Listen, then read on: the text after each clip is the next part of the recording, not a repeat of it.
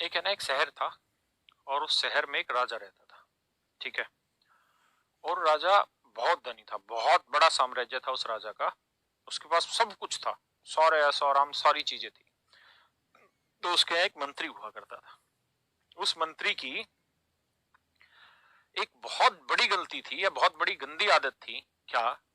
कि वो हर चीज में कमी छांटता था। मंत्री था और हर चीज में कमी छांटता था। मतलब उसको कुछ भी करके दे दो कमी छांट के देनी, कुछ भी करके दे दो कमी छांट के देनी। राजा एक बार सुनता, 2 बार सुनता, 20 बार सुनता, 50 बार। राजा हो गया परेशान। उसने देखा यार ये आदमी तो हर चीज में कमी छांटता है, तो चलो एक बार ऐसा प्रयास करते हैं कि ऐसा आयोजन करते हैं अपने साम्राज्य में। राजा ने कहा कि भाई जिसमें कोई कमी ना हो, मतलब सारे एक से एक आलीशान मेहमानों को बुलाओ, राहुल गांधी तक को भी बुला लो, सबको बुला लो मतलब। और एक से एक खाना हो, एक से एक बर्तन हो। तो भाई बहुत आलीशान काम किया गया, बहुत आलीशान टेंट वेंट लगाए गए, सोने चांदी के बर्तनों में खाना खिलाया गया, बड़े बड़े राजाओं को बुलाया गया, मतलब बहुत आलीशान अव्वल दर्जे का प्रोग्राम वहां पे किया गया। फिर राजा ने कहा कि यार अब उस मंत्री को बुलाओ जो हर चीज में कमियां छांटता है। फिर उस मंत्री को बुलाया मेरे बच्चों। उस मंत्री को बुलाया तो उस मंत्री ने खाना वाना खाया, इधर उधर घूमा। फिर राजा ने कहा कि बता भाई आज क्या कमी मिली तुझे। तो उस मंत्री ने, पता है दोस्तों क्या कहा? उस मंत्री ने कहा कि राजा साहब बाकी सब चीजें तो ठीक है, पर इतना हवा में खर्च करना भी ठीक नहीं है। मतलब इतना फालतू खर्च करना भी ठीक नहीं है। अब राजा माथा पकड़ के बैठ गया कि साला इतना पैसा खर्च कर दिया सिर्फ इस बात के लिए कि कमी ना छाट पाए। और इसने तो फिर से कमी छाट दी। क्या कमी छाट दी? कि यार इतना हवा में उड़ना भी ठीक नहीं है। तो मेरे बच्चों इस बात से हमें क्या समझ आया? इससे समझ ये आया कि मेरे भाई कमियां हमारी सोच में भरी हुई होती हैं। ठीक है। हम किसी को 100% सेटिस्फाई नहीं कर सकते, कभी जीवन में सेटिस्फाई नहीं कर सकते। हमारा काम है कि हम अपनी तरफ से अपने बेस्ट एफर्ट दें। अगर कोई उसमें कमी छाट रहा है, कह रहा है धीरे पढ़ा रहे हैं, ये पढ़ा रहे हो पढ़ा रहे, तो वो छाटेगा कमी। उसके हिसाब से पढ़ा देंगे तो भी कमी छाटेगा। क्यों? क्योंकि वो आदमी नेगेटिव है।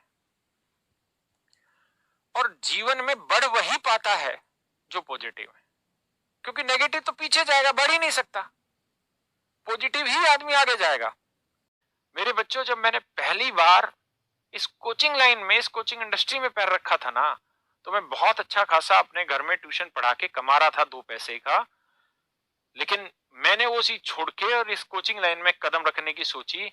और एक मतलब लंबी कहानी, बस मैं उसको छोटे से उस पर समझा रहा हूँ। तो मेरे घर वालों ने सबने टोका कि साले अच्छा खासा कमाने लग रहा है, 1,00,000 1,50,000 रुपए सरकारी नौकरी है, इतने का ट्यूशन कमाने लग रहा है, बच्चों को पढ़ा रहा है, मस्ती से, इज्जत भी है समाज में, क्या दिक्कत है, क्यों भाग रहा है उस कोचिंग में? घर से बाहर रहेगा सारे दिन, पता नहीं क्या होगा क्या नहीं, कामयाब होगा भी कि नहीं होगा। उनकी नेगेटिव सोच थी वहां। लेकिन मैं तो पॉजिटिव था, मैं तो आगे बढ़ा।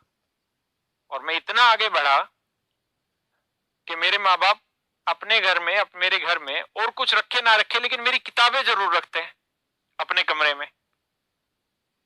और उस बात से बड़ा गौरवान्वित महसूस होते हैं, कोई आता है तो उसको वो किताबें दिखाते हैं। मेरे बच्चों हमारे परिवार में, खासकर मेरे जैसे परिवारों में जो बिल्कुल गरीबी तबके का परिवार है, वह हर चीज पे नेगेटिविटी आती है। नहीं नहीं ये मत करो। जब मेरा एक्साइज इंस्पेक्टर में सिलेक्शन हुआ तो कह रहे नहीं नहीं कोचिंग छोड़, हमें पैसा नहीं चाहिए, सरकारी नौकरी तूने एक छोड़ दी मास्टरी की, वो खराब कर दिया, अब एक्साइज इंस्पेक्टर लगा रहा है। तो मेरे बच्चों मैंने वो भी छोड़ी, मैं कोचिंग में लगा रहा। हमेशा आपको अपने मन की सुननी चाहिए, आगे बढ़ना चाहिए। नेगेटिव लोग हर जगह हैं, हर कदम पे नेगेटिव लोग हैं, लेकिन आपको उनसे आगे बढ़ना होगा, तभी कामयाब होंगे। आज